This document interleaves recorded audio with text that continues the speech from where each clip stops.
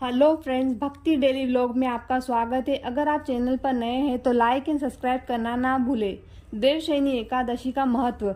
ब्रह्म वैवर्त पुराण में देवशयनी एकादशी के विशेष महत्व का वर्णन किया गया है।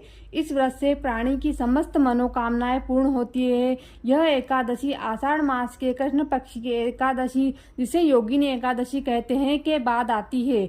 आषाढ़ मास के शुक्ल पक्ष की एकादशी को ही देवशयनी एकादशी कहा जाता है। इसी एकादशी को चतुर्मास का आरंभ माना जाता है। इस अवधि में कोई भी शुभ कार्य जैसे विवाह आदि नहीं किया जाता है। मान्यता है कि इस दिन से भगवान श्री हरि विष्णु क्षीर सागर में शयन करते हैं, फिर 4 माह बाद उन्हें उठाया जाता है। उस दिन को देव उत्थानी एकादशी कहा जाता है। इस बीच के अंतराल को ही चतुर्मास कहा गया है। देवशयनी एकादशी को देव शयनी, महा एकादशी, थोली एकादशी, हरिदेव शयनी, पद्मनाभा शयनी तथा प्रबोधिनी एकादशी भी कहा जाता है।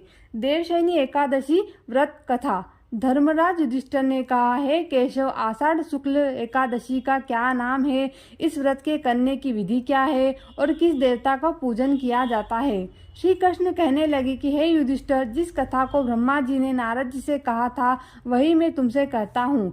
एक बार देव ऋषि नारद जी ने ब्रह्मा जी से इस एकादशी के विषय में जानने की उत्सुकता प्रकट की। तब ब्रह्मा जी ने उन्हें बताया कि सतयुग में मानधाता नामक का एक चक्रवर्ती सम्राट राजा राज्य करता था।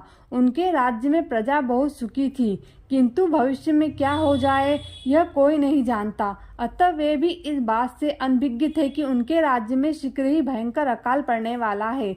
उनके राज्य में पूरे 3 वर्ष तक वर्षा न होने के कारण भयंकर अकाल पड़ा। इस अकाल से चारों ओर त्राही त्राही मच गई। धर्म पक्ष के यज्ञ, हवन, पिंडदान, कथा, व्रत आदि में कमी हो गई। जब मुसीबत पड़ी हो तो धार्मिक कार्यों में भी प्राणी की रुचि कहाँ रह जाती है।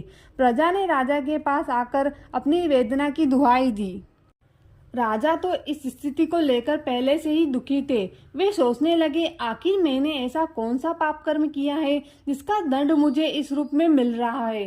फिर इस कष्ट से मुक्ति पाने का कोई साधन करने के उद्देश्य से राजा सेना को लेकर जंगल की ओर चल दिए। वहां विचरण करते करते एक दिन वे ब्रह्मा जी के पुत्र अंगिरा ऋषि के आश्रम में पहुंचे और उन्हें साष्टांग प्रणाम किया। ऋषिवर ने आशीर्वाद देने के बाद कुशल क्षेम पूछा।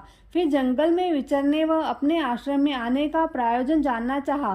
तब राजा ने हाथ जोड़कर कहा, हे महात्मा, सभी प्रकार से धर्म का पालन करता हुआ भी मैं अपने राज्य में दुर्भिक्ष का दृश्य देख रहा हूँ।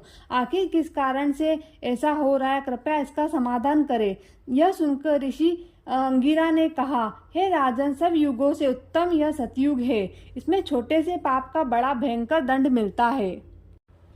तब राजा ने कहा, कृपा करके आप कोई उपाय बताइए। तब महर्षि अंगिरा ने बताया, आषाढ़ माह के शुक्ल पक्ष की एकादशी का व्रत करें।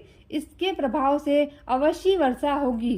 राजा अपने राज्य की राजधानी लौट आए और चारों वर्णों सहित पद्मा एकादशी का विधि पूर्वक व्रत किया। इस व्रत के प्रभाव से उनके राज्य में मूसलाधार वर्षा हुई और पूरा राज्य धन धान्य से परिपूर्ण हो गया। ब्रह्म वैवर्त पुराण में देवशयनी एकादशी के विशेष महत्व का वर्णन किया गया है। इस व्रत से प्राणी की समस्त मनोकामना पूर्ण होती है और अंत में व्यक्ति मोक्ष को प्राप्त होता है। जय श्री हरि।